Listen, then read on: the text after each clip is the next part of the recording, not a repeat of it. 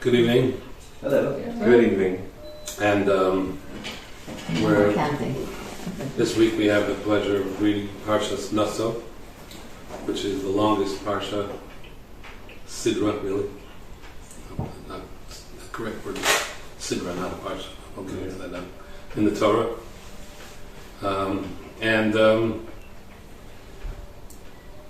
It's an interesting one. The beginning of it is sort of just a continuation of Parshat Bamidbar, Right. which talks about the various. Most of Bamidbar was about the various tribes and where they were, and etc. And then it started the thing of Levi and ended in the middle for some reason. Yeah. And then Gershon was listed separately in this week's Parsha. Interesting. Not going to go into why, but anyway, that's how it starts. And Merari? Fine. Merari also. Gershon and Merari. Kahas of there, etc. Okay. And then it goes into a few seemingly pretty random things. Yeah. Way out there. Just one after the other, which we're going to talk about. Stuff. And then at the end, it goes into basically it hits the, what do you call that? Rewind button. And we go back, all the way back to the first of Nisan. That was discussed in the Parsha of Shmini, way back when, which we talked about at length, inauguration of the Mishkan. And here it talks about the various offerings that each tribe brought, each Nasi, each print, one of the offerings. And then does the math of how much it was all together, etc.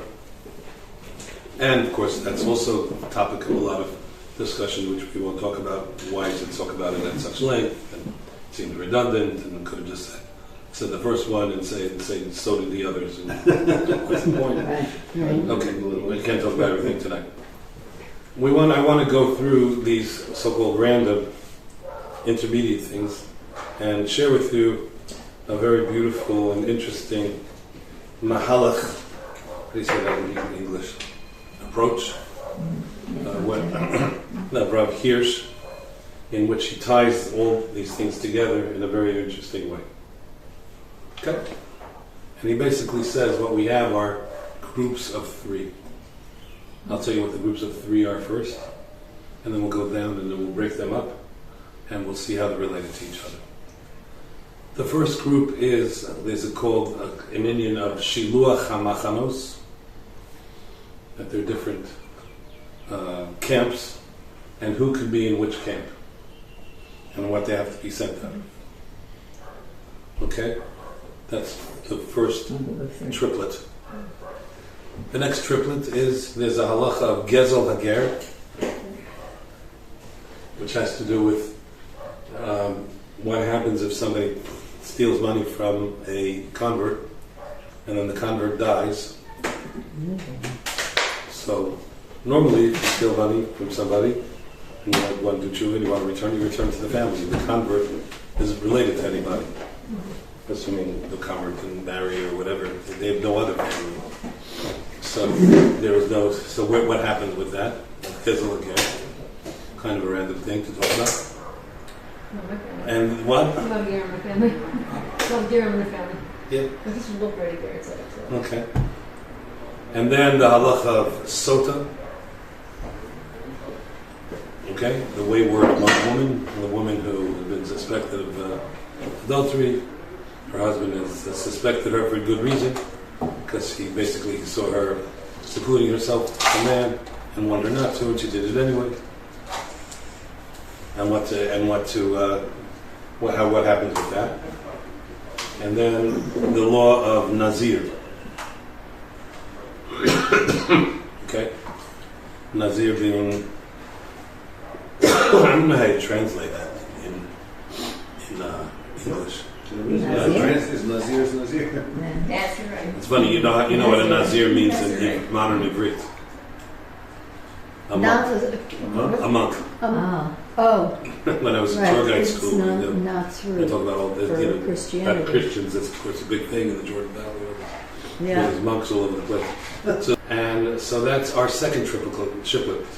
Gezel Ager, Sota, and Nazir. After that, we have another triplet, Birkas Kohanim, which is the Bracha HaMishuleshet, right? The threefold blessing. Okay?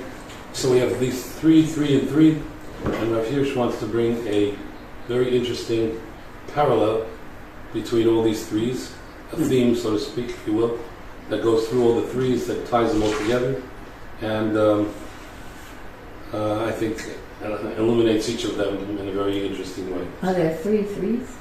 What? There's 3 threes. 3 threes. Okay? 3 threes. So let's start with the first one. Up until now, as we've been saying, what was part of Sefer Bamidbar about? Basically, counting the people and setting out where everybody camped. So where did people camp? They were the outside camp, these 3 shvatim here, these 3, on all sides, and then an inner camp, which was the camp of Levi, where there are 3 sections of Levi, and on the fourth side was where Moshe and Aaron and the Kohanim lived. Okay. And then in the middle was the Machane Shechina, the Mishkan. Okay. So you have a camp, which is basically 3 camps. So what does the Torah say? I didn't bring the Chumash for everybody. I'll read out a few something. It says, starting this section, Tzavus b'nei Yisrael v'yishalchu min ha'machaneh kol tzarua v'chol zav v'chol tamei l'nefesh. They shall send out from the camp every tzarua, somebody else tzaras, chol zav, we'll define what that is, and anybody who's tamei l'nefesh. Okay? They should send out, men, women, send them out, and below yitamna'u es machanehem asher ani shochen l'tocha. Let them not defile and bring tumah into that machana which they might be in. And so they did, they sent them out. Okay, that's a very pleasant little couple of psukim, send them out. Okay. What is, so do you send out a tzarua and a zav and a tamei nefesh from all camps? Not all of them. No. What's the day? The Tzarua is out of all of them. I'm sorry? The Tzarua is out of all of camps. Tzarua's out of all camps, right? The Zav is out of Machane Levi, can go into Machane Israel. Right. And Tamei Nefesh just can't go into the Shechina for the Shechina. Good. Okay. So the tzarua sent out of all the camps. The zav is excluded just from the Machane Levi and Yisrael, and the Tamei Nefesh is excluded only from the innermost camp, which is Mishkan. I'm sorry. But it's also included from the Kohanim. From going into the Beis Hamikdash, basically, from going into the Mishkan. Yeah. That's what they're excluded from. Okay. All right. What's that about? So for each of these, we have to talk a little bit about what each of these represent. I have this tea I'm working on. Thank you. Sure, do you want some more? I'm not sure. Thank you. Ta-da. What is tzaras? Well, so I don't remember if we got together for a mitzvah or not. I think we did a little bit. But what's basically the idea of a mitzvah? Why is the mitzvah sent out of all the camps? What is it about? Couldn't live with people. Speaking Lashon Hara, they got Tzoras because of speaking Lashon Lashon Hara. Hara is probably the most famous, but not the only reason that a person would get tzaras. There's a whole list of things that a person could get tzaras for. And all of them basically would be put under the category of doesn't play well with others. Socially inappropriate. That's a warning sign when your kid comes home and doesn't play well with others. Like, Doesn't know how to be a mensch in society. Doesn't get along with people. This if he doesn't pay people on time, speaks harshly to people, annoys people, all kinds of things. Right? I'm basically a person who has not been able to control himself and live within society. That's basically why a person gets tzaras. And when a person gets tzaras, in fact, the whole topic, what's the Masechta about tzaras called? About tzaras. Negaim. Good. Negat, It's like being right? Because it's called contaminated. negat saras. Mm. Negat saras, it's called. Rav Hirsch says Nega. very beautifully. What's a nega? Nega comes from the word of lagat, to touch. A person who sees this thing on their skin, it's like they got a touch from God on their skin, Interesting. right? And why the skin? Because the skin is the organ in the body, which is the one that's most definitional as to me. Everything inside the skin is me. Everything outside the skin is not me. That's the boundary. Right? That's I end at my skin. Right? So the skin, so to speak, one might think of it as the interface between me and the rest of the world. Mm-hmm. And when Hashem puts a touch there, you have a touch of God, He's saying, your interface with the world is diseased. There's something wrong with it. And you're not dealing with the rest of the world properly. In modern Hebrew, What? negua is contaminated. Yeah, it does mean that, but it comes from the word lagat, Yeah. from to touch something. Mhm. And it's your interactions, your interface with the world is diseased, is wrong. And there's different. Again, we're not going to go into any of these in any great depth. But to us, usually there's a period. You go for 7 days, and see if it got better. It didn't get better. Another week. But at some point, that's it. You're out of the pool, right? And you got to stay outside until maybe forever, or maybe until you learn your lesson. And you do tshuva, whatever, and then it begins to go away, and then you have to go through a whole process of re-entering, being able to re-enter into society. Okay, so that's basically the halachas of tzaras. A lot of fascinating details about it. We'll go into. So that's one level. So such a person outside the whole machane. Okay, what about a zav? What's a zav? A zav, I mean, it includes so-called normal things also, like nida and etc. But usually a zav is somebody who, I guess, say in our terms, has VD. Discharge. Oh. A discharge. But it's a discharge, but it's not a normal one. It's not. It's one that's there's something sick going on. I don't know I don't know enough about venereal diseases and how all these things work. But it would seem that it's a kind of there's something going on that is a little bit, Hashem has decided that this person in that area of life, in the sexual area, basically there's something that's being sent some kind of message. And it's communicable, What? so they definitely shouldn't be Yeah, without it. but should be active. Okay. It's a communicable disease, well, Right. depending on how you commune. No, I mean, calling it VD is just proximity. It's not Yeah. VD.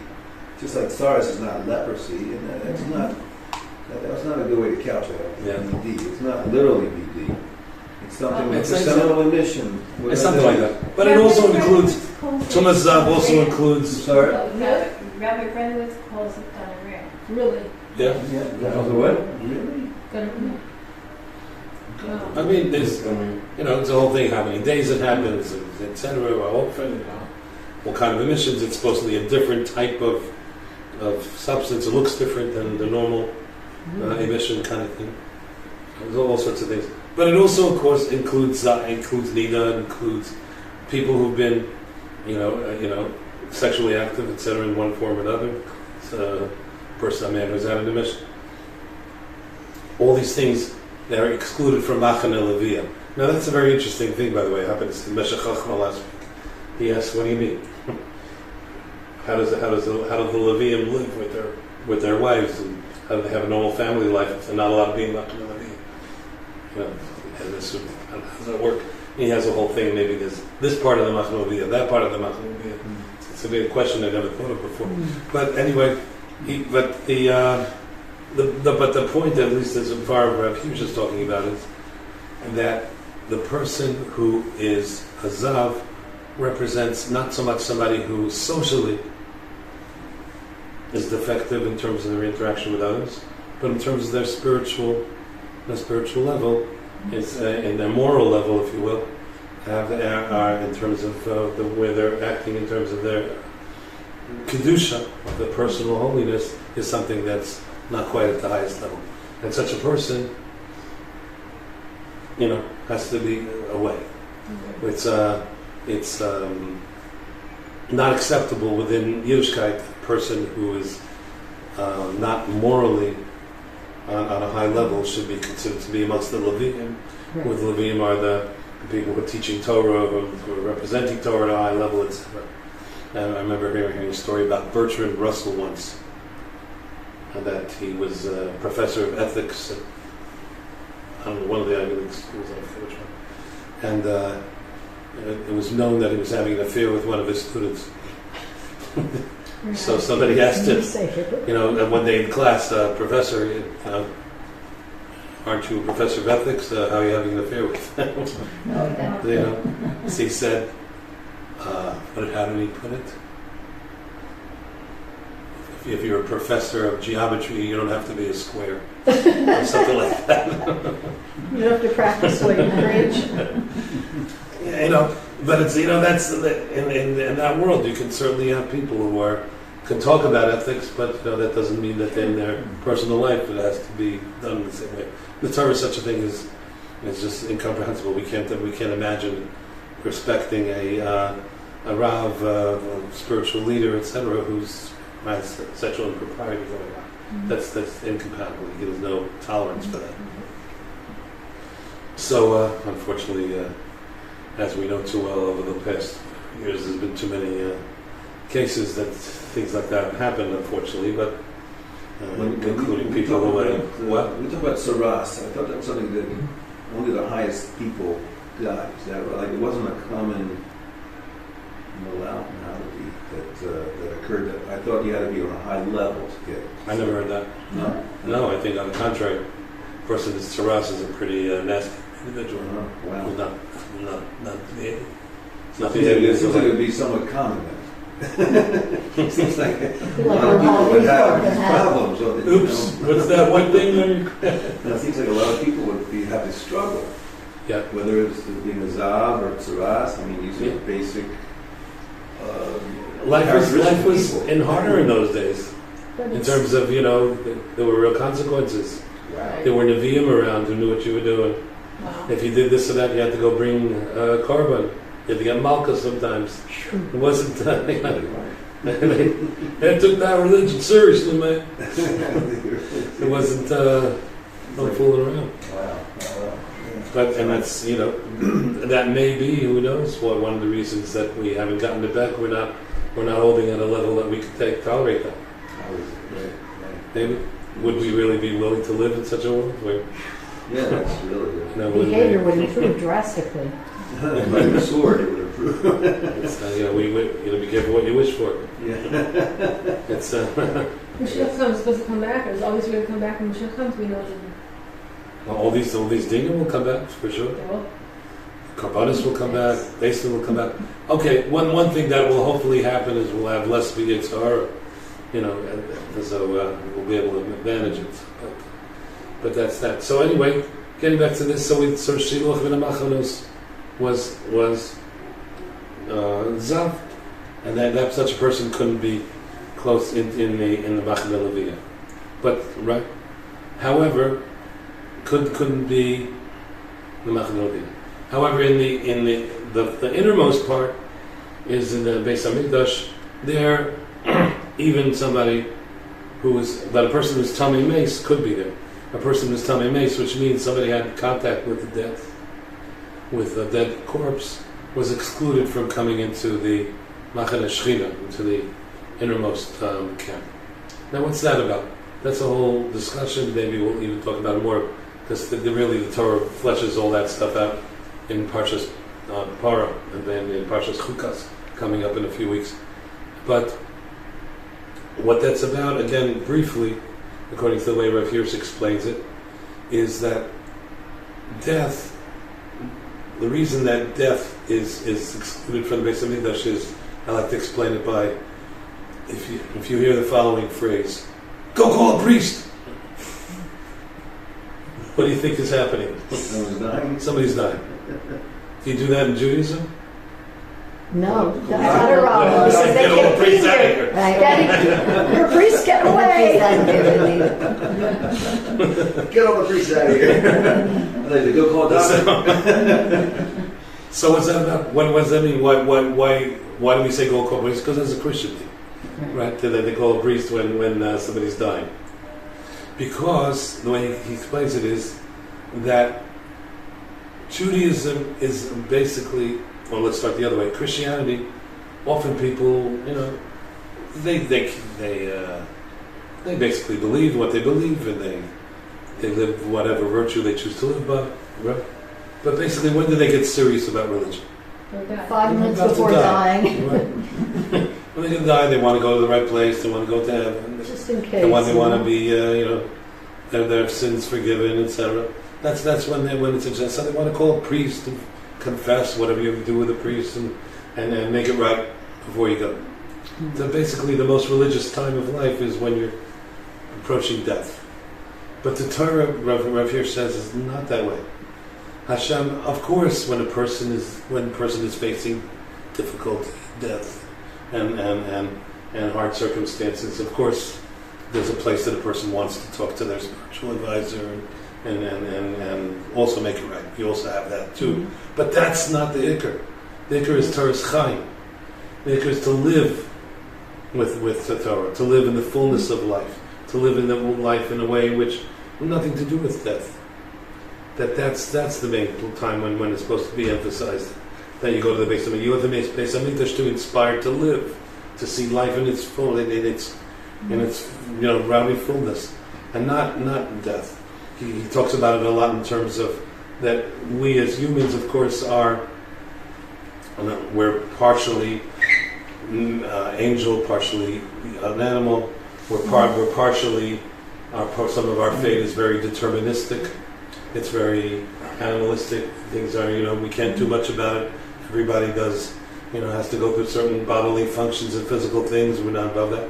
But there's also part of us which is beyond and above, and we can grow, and we have an eternal neshama, and that has in eternity. And that's the part which Hashem wants us to focus on in our religious life, especially when coming to the holiest places. It should be about life and the great opportunities that we have and the limitless growth that we have. And when a person has come in contact directly with death, basically, they can become overcome with that section of we're going to die and with this and we're buried in the ground like an animal. It's depressing. That's not why the way Hashem wants us to serve Him. And therefore the Kohanim and the Beis Hamikdash and everything to do with the highest level of service, death is excluded from that. And we have contact with death, go away somewhere, get rid of it. The Paraduma, again, without going to a whole discussion of Paraduma, but just one sentence, which is, even though the Paraduma famously is one of the most obscure halachas, so we don't know the reason for it, but he wants to say that it's something to do with it. Para, a red cow, is like full of life, and etc. And that's the thing that can take us out of these depressing thoughts of that death. So a person who has that is tameh. And all these things are called tameh. What does the word tameh mean? Spiritually impure. What? Spiritually impure? Okay, I get that. I don't like when they say pure or not pure. Certainly I don't like when they say clean or not clean. Mm-hmm. Every woman knows that the cleanest possible person is the person a minute before she goes into the mikveh. Right. But it means, I think, that if a person is tameh, they're not in a state in which they can engage in the holiest things. It's a state of spiritual unpreparedness. That's probably the best way I can define the term. When a person's tameh, she's not prepared to go into the Beis Hamikdash. When a woman is tameh, she's not prepared to engage into the holiest time with her husband. It's in a state of mind, a state of being, whatever it is, that they're not ready to be engaged in the holiest things. Mm-hmm. So all these things, these shiluach ben hamachanos, are taking a person out of these things. That first one, from Machane Yisrael, Tzorah, Machane Levia, Zav, Machane Kedusha, Tamimes. you said something before about where can you go if you're on the Har HaBayit today. Yeah, right. So the Har HaBayit, basically, the main part up on top, there none of us can go, nobody can go, because we're all considered to be Tamei Meis. What's the main part on top? What is it? What do you mean by that? Exactly, you're not going to define now, but there is a part on top which is no question, that's where the Beis HaMikdash itself was. Okay, the Ezra Yisrael, the Azores. So there, everybody agrees, one may not walk there today. We went on a tour and we saw when the doors, flew open right there. You were able to look inside. You can go and just take a good look. You mean from you were in the Arab Quarter? Yeah. Yeah, but I'm saying I'm saying saw it. there are people who go onto the Har HaBayit today, and rabbis agree with that. You can go. Really? What the issue is like? The issue is like this. First of all, very briefly. If you know anything about the whole thing up there, Herod built this huge platform, and it's much larger than where the Beis HaMikdash was actually. Really? Right. No question Yeah. that parts of the Beis HaMikdash was never in any certain parts of it.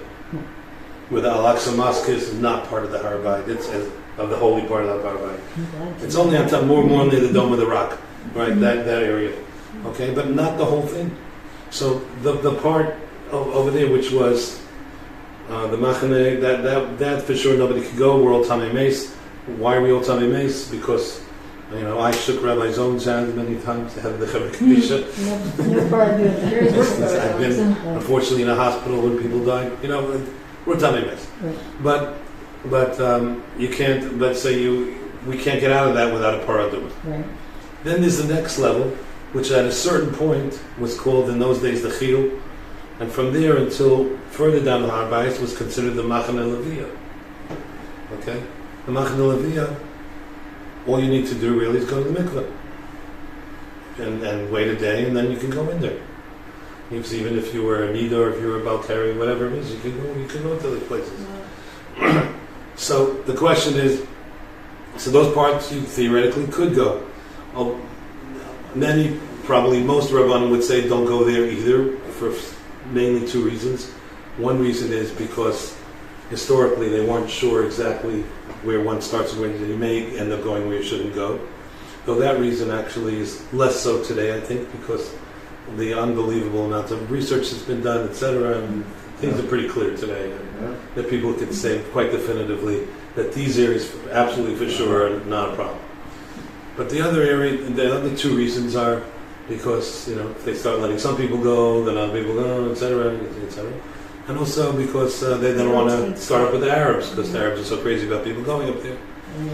On the other hand, there are those who argue that it's a huge chilul Hashem that a Jew can be arrested for saying Shema Yisrael on Har HaBayit. That's terrible. Right. So whatever. Anyway, end of tangent. So those are the areas today. Okay, so that's our first three. So we have Shluach HaMachanus. Okay. Then we have the next. What's the next three? Kezel Hager, Nazir, Sota. Okay. What's Kezel Hager? It says like this. Right, it's stealing from the convert. Okay. He goes into a whole thing about it's a bit of a cryptic issue, and it's a little bit for us because a lot of it has to do with Shavuos Pikadon, and if you made a different shvuah and you didn't have to give it back, etc. That would Daf Yomi happens to be up to. Anyway, and it says among those things, Ishas Kadashav Lo Yihiyah, Isha Shayitin LaKohen Lo Yihiyah. Right?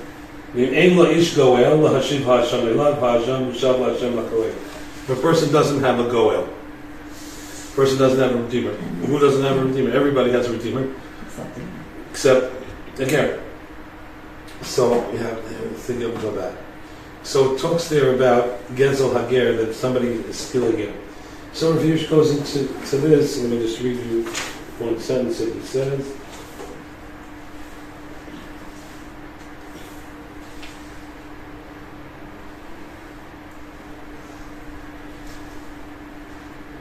Hold on. So here.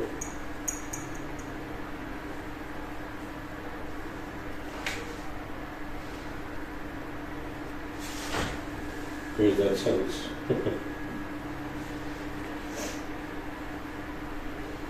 Okay, basically what this is talking about here is about how if a person is supposed to, when they deny that they owe somebody money, and when they do different things to money, they have to pay. It depends. Sometimes they have to pay a Karen Chomesh, sometimes they have to bring a korban, sometimes they have this. But what you do see with all of these things is that Hashem involves himself in how does he say, that show that God's gaze is ever watchful when people do business. The two halachas are the practical outgrowth of Kedushas Machanei Yisrael. Hashem pays close attention to every word spoken, to every deed done when people do business. Through his oath, right, he declares, the person who has to bring an oath, that divine providence and divine rule are the power that governs the world, and out of limited God, divine justice takes over. He has to show when he denies the claim, etc., etc. The whole import of the law is that God dwells in the social life of the people, sanctifying that life with his sanctity. That each person is supposed to understand that the things that they do in terms of the money that they owe, that when they steal people, they have to. That is, it isn't, so to speak, is my like unfortunately happens all too often, as we know. I have my religious life and I have my business life. Mm-hmm. I have my area where Yeah. It can't be that way. It has to be that it's connected. And even there's a very interesting sub halacha in this halacha. Is this kadosha lo yihiyeh, that even when I give money, let's say I give truma, I give meiser, that's part of I have a legal right to give it to whichever kohen I want, or Levi, and how that works, and it's back and forth. And can you sell the rights to it? And is the kohen allowed to sort of? But it's made very clear that there's not a separation between one's business life and one's religious life, and especially when it comes to a ger, who is always considered to be, the person who we have to be especially carrying on, because they don't have their champion, they don't have somebody to look out for them, etc. That we have to make sure that we treat them properly and well and as much as possible. So he says that's a parallel to the Machanei Yisrael, to the dinim we saw by Machanei Yisrael and the Mitzvah, right? Is that a person has to play well with others, so to speak. Even that's easier for the great people in society. But even the Gerim, who would usually be the alien, or the people who come from the outside, people would tend to trot on. Otherwise, they're set out also that we have to be very careful about their rights and their property and what does with them. Okay, so that's the first of those three. The second one that comes in there again doesn't seem to necessarily fit here. Why would it be talking about this here? It would seem to belong more in Parshat Vayikra, law of Nazir, right?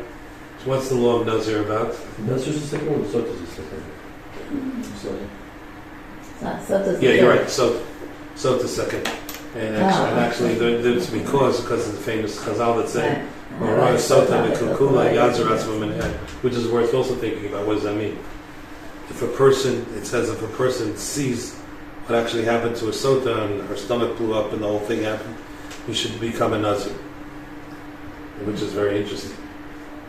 Well, one might think, why would that be? Why is a person dafka who saw what happened to a sota?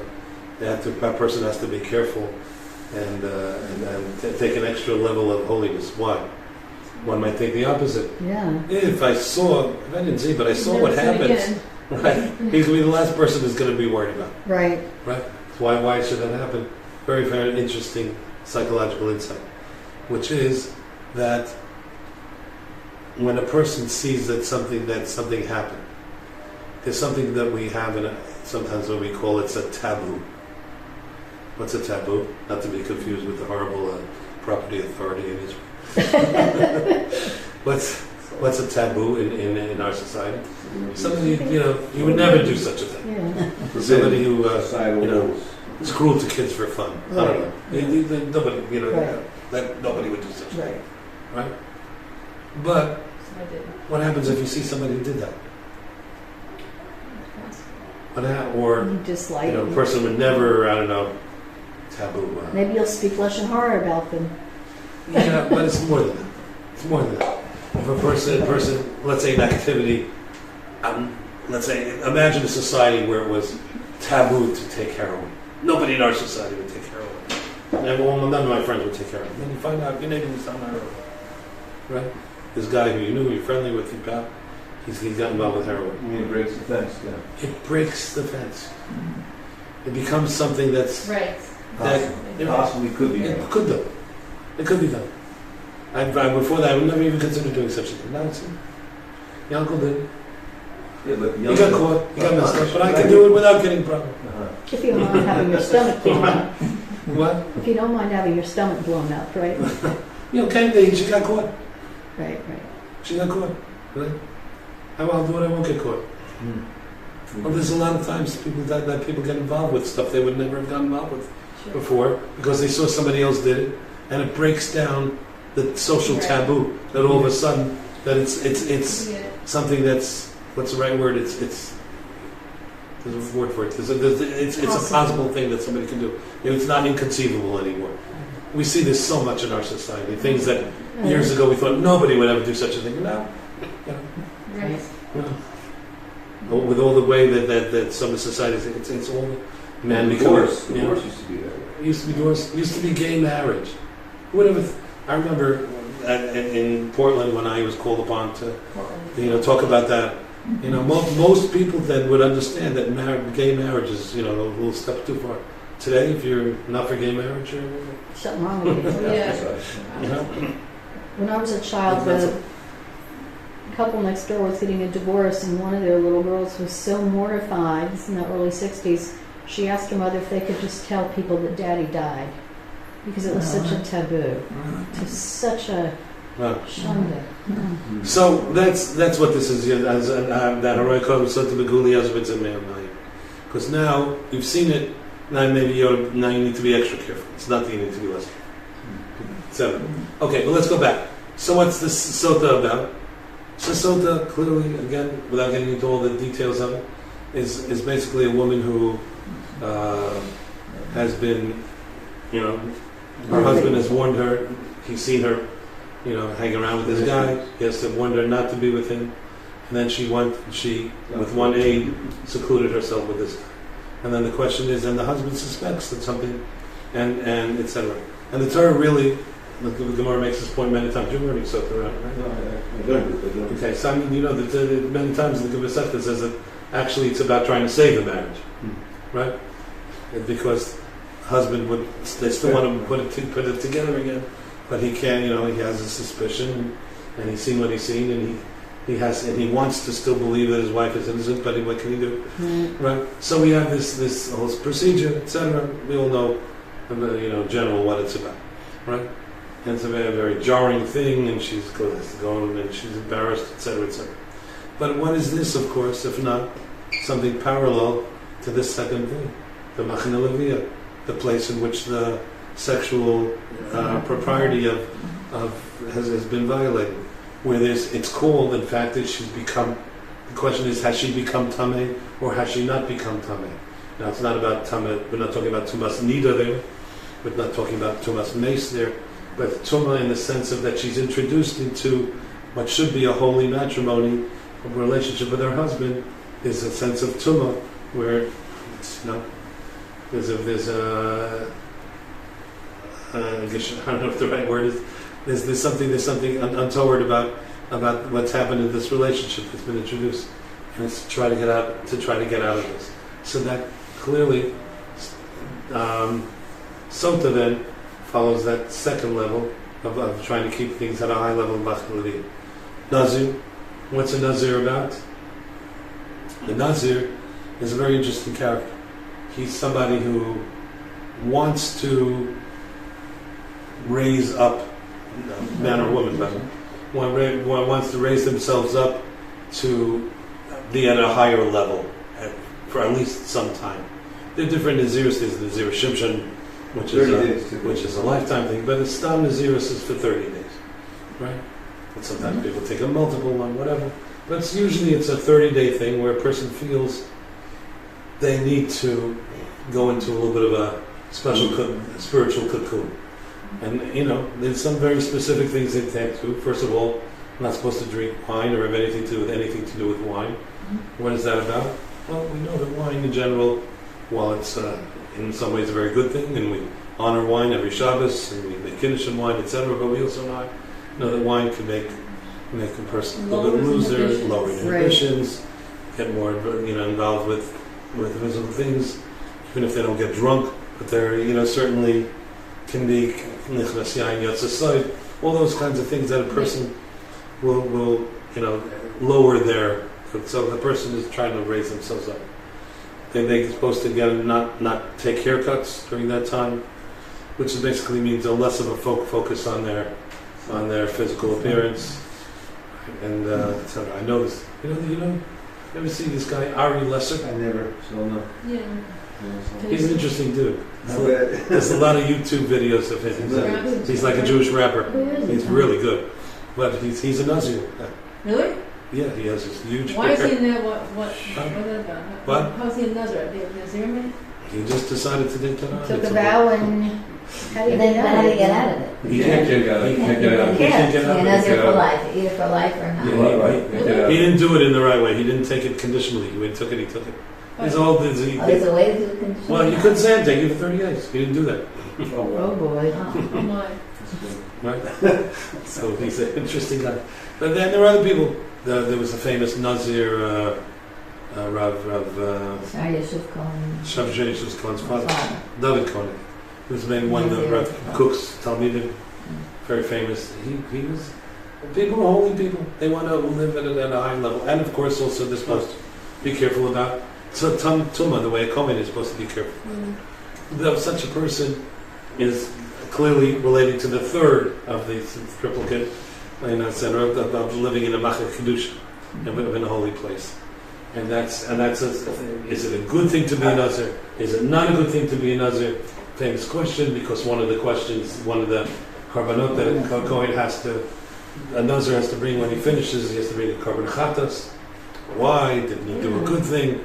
Yes, but the basic that the Torah says is Dailecha Masha Asrecha Torah. Your father would say that a lot, right? What? Not enough. The things that the Torah said you prohibited, you have to add new more things. Otherwise, we should keep those things, right? So that's and in general, we certainly a Nazir at some level or not, and then whether he means to do it or not, is holding himself up to be a holier person than everybody else. That's How's you have to be careful How about does that fit in with skills and McGear and Minnesota? because that's the second of the three. Machal Yisrael, Machal Levi, and Machal Kedusha. There's the Ger in Israel. The Sota has to do with from the Machal Levi, from the sexual variety things, and the Nazir from Kedusha. So that's the third thing. The third of the I third. didn't see that. And then lastly, we have Breakfast. the last three Birkas Kohanim. So what's Birkas Kohanim about? Birkas Kohanim, and I think about this every day because as Kohen I try to think of something when I'm saying those words. Okay? Birkas Kohanim is a very interesting privilege to be able to give, and it's interesting that the Kohen is supposed to be almost passive in a certain sense. You're doing, but you can only go when they tell you Kohanim, and they have to dictate to you exactly what you're supposed to say, and you can only say those things. You have to do it in a certain order, and you can only, etc. Okay, but the Kohen is supposed to be, as the last pasuk says, "V'samu Hashemi al bnei Yisrael v'ani avarchem." There, people say to the Kohanim, "Thank you for blessing me." I don't bless anybody. I just put the words there. God puts the blessing on. You're Through the our words. conduit. We're Conduit. That's why I try very hard to think of myself just as a conduit, right? Not as it bothers me sometimes when some Kohanim are screaming. I just try to say the words and say it with some kavanah, and then let Hashem's blessing flow through me to some extent. So what is the blessing? There are many different interpretations, but given in this way that Rav Hirsch is explaining it, comes out very beautifully. He says the first bracha is Yivarechecha Hashem Yishmerech. What is that bracha? Hashem should bless you and keep you. What is that? Bless you is bless you. Give you all the physical things that you need. Food, home, health, all the good things that a person would need. Right? Hashem should bless you. But as we all know, it's not enough to get a blessing. He doesn't have to keep the blessing. Yeah. He should guard you that the blessing should be, first of all, that it should be good for you. Sometimes people get a blessing and, they misuse it, they get too much money. They won the They- lottery et cetera, and et then cetera. or they have problems. Right. Yishmerecha, that it should be good and it should have the blessing, it should be good for you, and it should be protected, and it should make you into a better person, etc. So that has to do with the first, Nachan Yisrael, in the social life, in the life of in the physical life of a person, that which should be blessed. Second one, Hashem should shine his face upon you and fill you with chen, grace. He says that's about a person who's looking to for their spiritual life. Look at having a closeness with Hashem, to get full of, to have Hashem's light come upon one, to have the Torah's permeate a person, and to be chunek and make you full of chen. Chen is one of those very hard to understand concepts. It's one of those, as the Supreme Court said, you know it when you see it. Right. You can see a person who has chen, a person who has God's grace upon them, which shines out from within them, that there's something in them. That has to do with that level of holiness, which a person is, etc., which again has to do with the second thing, Leviyah. And finally, has to do with when a person maybe was a little bit further away and they're coming to Hashem and asking for good tshuva. They're asking that Hashem should be accepted back into His good graces, and that Hashem should turn to you. Maybe you were far from Him. He should turn to you, and you should be there. That you have His attention once again, and that you're able to approach Him once again. And then v'yaseh lecha shalom, and of course that will bring shalom is always considered to be the greatest of blessings. So that's symbolic of what happens and what's supposed to go on in the Beis Hamikdash, why people would come to rejuvenate their lives and to reconnect with Hashem at the highest level. So here we have the third thing. So here we have this theme going through these three threes of threes, going through those things. I think that's Rav Hirsch's Mahalach in Parshat Naso. Thank you.